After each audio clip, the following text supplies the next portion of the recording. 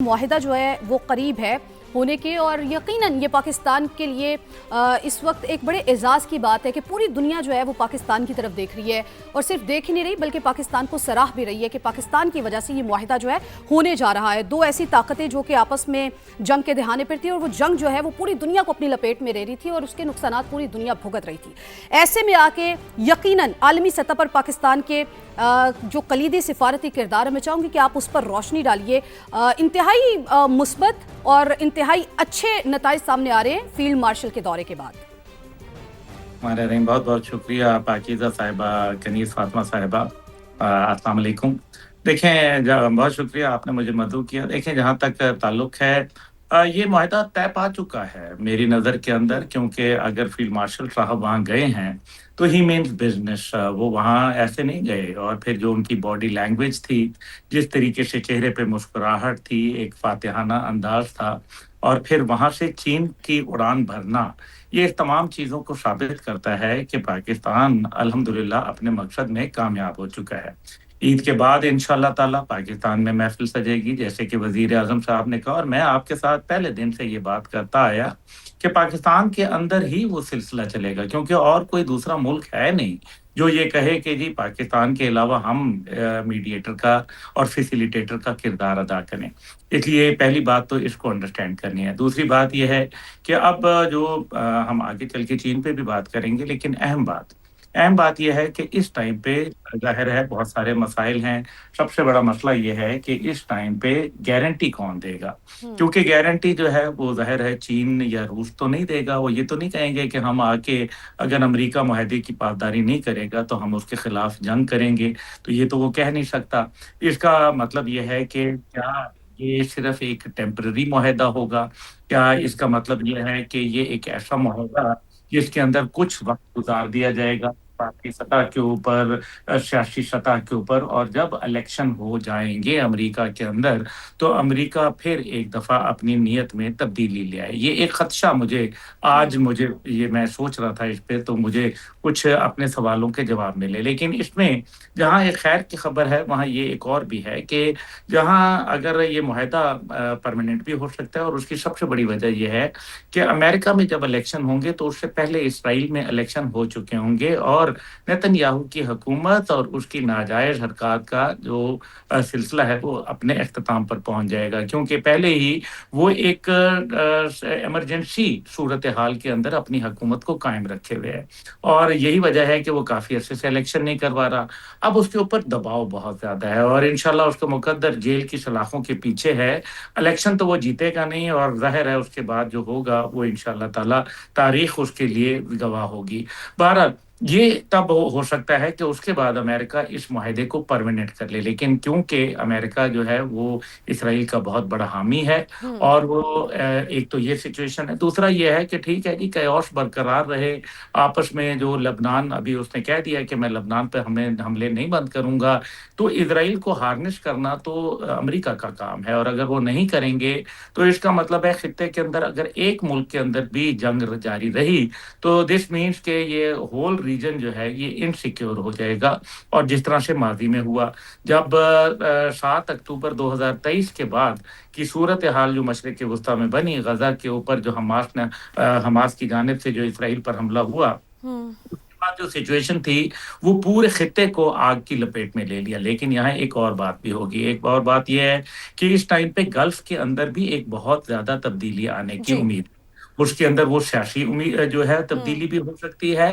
وہ جیوگرافیکل تبدیلی بھی ہو سکتی ہے۔ میں نہیں چاہتا، لیکن جس طرح سے الائنمنٹس ہو رہی ہیں، جس طریقے سے ہم دیکھ رہے ہیں کہ کچھ ممالک نے اپنا ایک راستہ متعین کر لیا ہے۔ ٹھیک ایک ہے۔ طرف وہ بھارت کے ساتھ اپنے تعلقات کو استوار کر رہے ہیں، تو دوسری جانب اسرائیل کو تقویت دے رہے ہیں۔ ہم ان کے ویل وشر ہیں، بیڈ وشر نہیں ہیں بالکل بھی، لیکن ہم صرف یہ جانتے ہیں کہ ابھی جو صورت सूरत-ए-हाल है वो एक ऐसी सिचुएशन के अंदर अपने आप को ले आएँगे जहाँ मुझे जीसीसी टूटता नज़र आ रहा है। जीसीसी तो देखिए ना, जब यूएई ओपेक और ओपेक प्लस से बाहर आया, तो तब ही उसने जो जीसीसी के बड़े ममालिक थे, उनकी ताकत को चैलेंज कर डाला, जिसके बिल्कुल। नतीजे के अंदर लगता ये है कि ये इत्तेहाद अब जीसीसी का ज़्यादा देर रहेगा नहीं। हाउएवर मैं समझता हूँ कि हमारे साथ जो कल आबिद भी हैं, जावेद मलिक साहब भी हैं। जावेद मलिक साहब तो ख़ैर इसके ऊपर अथॉरिटी हैं, वो बेहतर इसके ऊपर बता सकेंगे। लेकिन मुझे अभी ये नज़र आ रहा है कि अमेरिका इस मामले के ऊपर तैयार बैठा है, वरना वो कभी भी जेडी वेंस को ना बुलाते, वो अपने वॉर मिनिस्टर पीट हेगसेट को बुलाते, वो ट्रंप साहब और अपने जो जॉइंट चीफ को बुलाते और जंग का एक नक्शा पेश करते। लेकिन ये जंग तो अब खत्म हो गई है, अब इन तिलों में तेल नहीं है और अमेरिका अपने आप ठीक को है। इस गर्मियों के मौसम में बिल्कुल असर्ट नहीं कर सकता ग्राउंड ट्रूप्स के लिए। और अगर वो एरियल और अगर नेवल कॉम्बैट की बात की जाए, तो I think colonel Abid Latif knows very well कि अमेरिका की ये दोनों पोजीशनें बुरी तरीके से कॉम्प्रोमाइज हो गई हैं। ठीक है, अब्दुल्ला हमीद गुल साहब आप हमारे साथ ही मौजूद रहिएगा। आपका पॉइंट आ चुका। आबिद लतीफ तज्जियाकार हमारे साथ मौजूद हैं। आबिद लतीफ साहब बहुत शुक्रिया समा को वक्त देने के लिए। आबिद साहब कहिएगा, मीडिएटर का किरदार तो अदा कर रहा है पाकिस्तान मुसलसल शुरू से इस जंग से और अब तक किरदार अदा कर रहा है। ईरान से ज़्यादातर मामला तय पा लिए गए हैं, डील का ऐलान जल्द मुतवक्के हैं। अमेरिकी सदर की जानिब से खुद ये तस्दीक की गई है। अहम नुकात भी इस हवाले से सामने आ चुके हैं। आप कहिएगा कि पाकिस्तान की सिफारतकारी फील्ड मार्शल की मेहनत को कैसे देखते हैं और आगे क्या होने जा रहा है। दूसरी बात ये, जैसे कि अब्दुल्ला हमीद गुल साहब कह रहे थे कि अमेरिका डील इलेक्शन के लिए भी कर सकता है, ये कोई स्ट्रेटजी भी हो सकती है, ये एमरजेंसी एग्जिट भी हो सकती है, इस हवाले से भी बताइए। जी बहुत शुक्रिया मुझे इनवाइट करने के लिए। जी देखिए, इसमें तो कोई शक नहीं है, जैसे आपने पूछा कि जो पाकिस्तान का किरदार है इसको तो पूरी दुनिया सराह रही है जी। और इवन यूं कहिए कि जो पाकिस्तान की नेक नीयति की परमानेंसी नजर आई है लोगों को इस पूरे कॉन्फ्लिक्ट के अंदर इस 8 हफ्ते में, उसने पाकिस्तान को अल्हम्दुलिल्लाह एक बहुत ही तौकीर से नवाजा है। और उसका क्रेडिट हमारी लीडरशिप को जाता है, प्राइम मिनिस्टर साहब को जाता है, और पर्टिकुलरली जनरल नासिम जो सीडीएफ हैं उनको जाता है जी। इसमें तो कोई शक नहीं है, क्योंकि ये जिस तरह से डिप्लोमेसी को डेमॉन्स्ट्रेट किया है पाकिस्तान ने जी, और क्राइसिस डिप्लोमेसी की है, क्राइसिस मैनेजमेंट की है, और कॉन्फ्लिक्ट रेजोल्यूशन की जो जियोपॉलिटिकल और जो मिलिट्री स्ट्रेटेजी की का जो तरीकाकार है, उसको जो डिप्लोमेसी के साथ ब्लेंड किया है, आई थिंक वो एक यूनिक कॉन्सेप्ट है। और उसके थ्रू जो प्रॉक्सिमिटी डिप्लोमेसी के जरिए से ये सारा मामला हुआ है, उसको सारी दुनिया सराह रही है जी। लेकिन जो दूसरी बात आपने की कि जिस तरह अब्दुल्ला हमीद गुल साहब भी कह रहे थे कि कहीं ये एक तरह से जो डेलिबरेट चॉइस ना हो जो ट्रम्प साहब यूज कर रहे हो, क्योंकि देखिए ट्रम्प साहब जो हैं वो सुई जेनरस हैं। वो एक ऐसी पर्सनैलिटी है कि उनकी कुछ समझ नहीं आती। अगर आप दुनिया के 3 लीडर्स देखिए जी, तो आप दुनिया के 3 लीडर देखें, उसमें एक ट्रम्प साहब हैं, एक प्रेसिडेंट पुतिन है, और एक प्रेसिडेंट शी हैं। ये तीनों लीडर्स में से अगर आप 2 को देखें, तो ये दोनों जो हैं प्रेसिडेंट पुतिन की और ट्रम्प साहब की किचन साइकोलॉजी है, यानी आप प्रिडिक्ट नहीं कर सकते। सो इसलिए आप ये तो कह सकते हैं कि वो एक ही जुमले में वो धमकी भी देते हैं, रिकंसिलेशन की रिक्वेस्ट भी करते हैं, लेकिन ये जो उस वक्त जो पॉलिटिकल ग्रेविटी एक्चुअली जो इस वक्त अमेरिका में सेट हो चुकी है जी, मैं समझता हूँ कि वो बहुत एक बड़ा फैक्टर है जो कि ट्रम्प साहब को ये मजबूर कर रहा है कि वो जल्दी से कुछ सोल्यूशन की तरफ जाएं।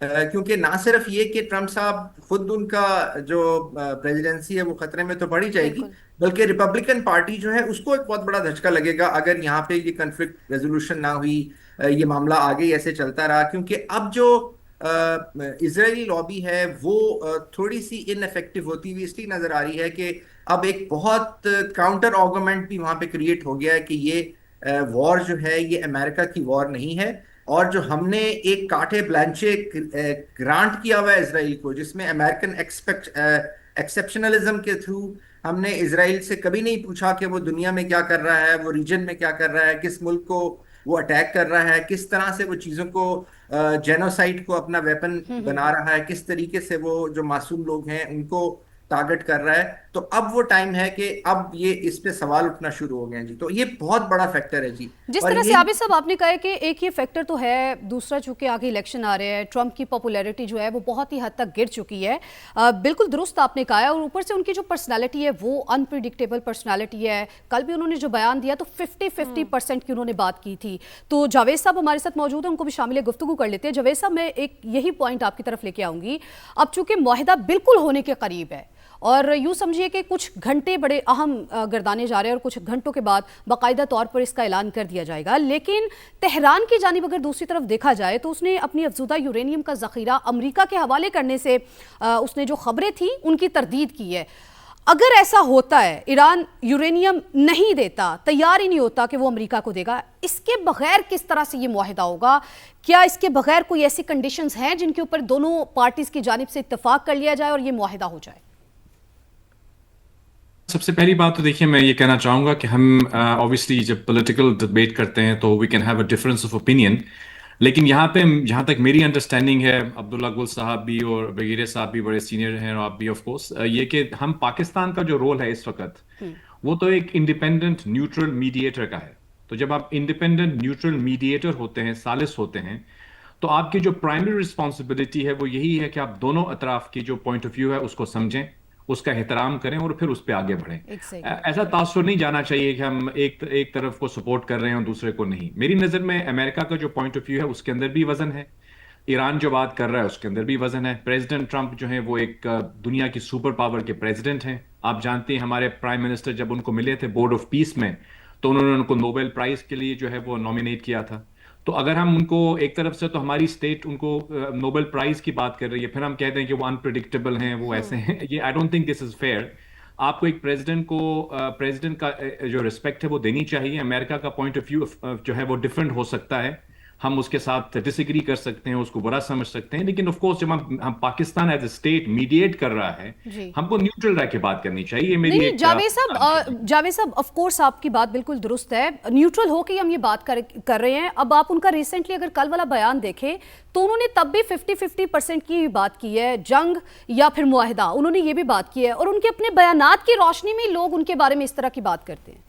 نہیں، جو بھی وہ ہے بہرحال at the end of the day وہی پریزیڈنٹ ہے اور انہی نے اس چیز کو ڈیسائیڈ کرنا ہے. جو ان کی ڈیٹیل پوسٹ آئی ہے جو میری نظر سے گزری ہے، ہمارے فیلڈ مارشل عاصم منیر صاحب وہاں پہ جب گئے ہیں، ان کی پاکستان کی جو مخلصانہ، سنسیئر اور انڈیپینڈنٹ ہماری میڈیشن کی ایفرٹس ہیں اس کو دنیا بھر اس لیے سراہ رہی ہے کہ پاکستان ایک نیوٹرل میڈیٹر کے طور پہ کام کر رہا ہے.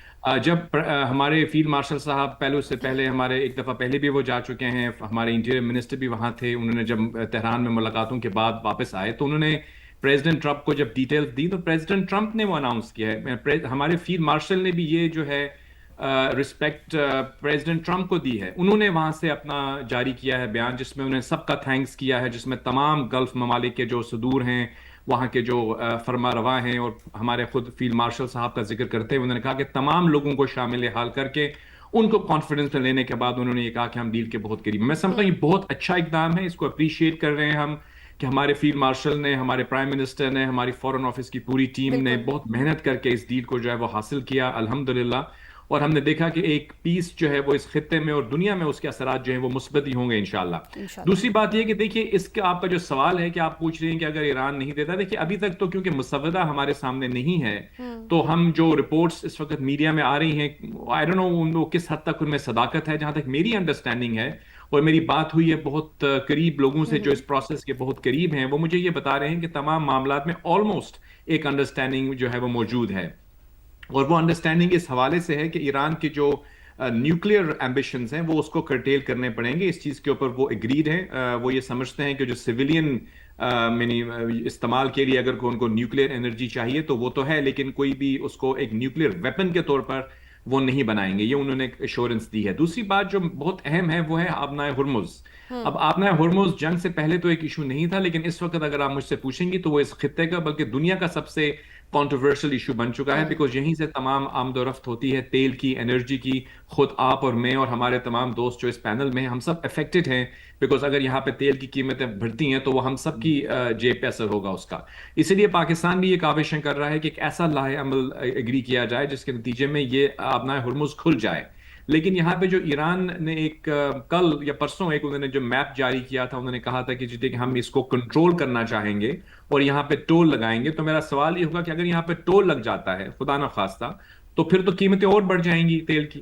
تو یہ ایک میرے خیال میں دانشمندانہ اقدام نہیں ہوگا. میری انڈرسٹینڈنگ کے مطابق ٹول شاید نہ ہو، کسی حد تک وہاں پہ ایڈمنسٹریٹو جو ہے وہ کنٹرول ہو سکتا ہے. لیکن یہ جو ہسٹوریکلی آپ نے ہرمز جو ہے یہ ایک انٹرنیشنل واٹر ہے، انٹرنیشنل قوانین یہاں پہ لاگو ہوتے ہیں.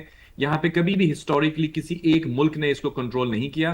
یہاں پہ خطے کے تمام ممالک کو پورا حق ہے کہ وہ اس راستے سے گزریں، اور میں سمجھتا ہوں یہی وہ فلیکسیبلٹی ہے جس کا اندیا چائنا نے بھی کنوے کیا ہے ایران کو، اور میری نظر میں آئی تھنک وہ فلیکسیبلٹی ضرور دکھائیں گے اس حوالے سے.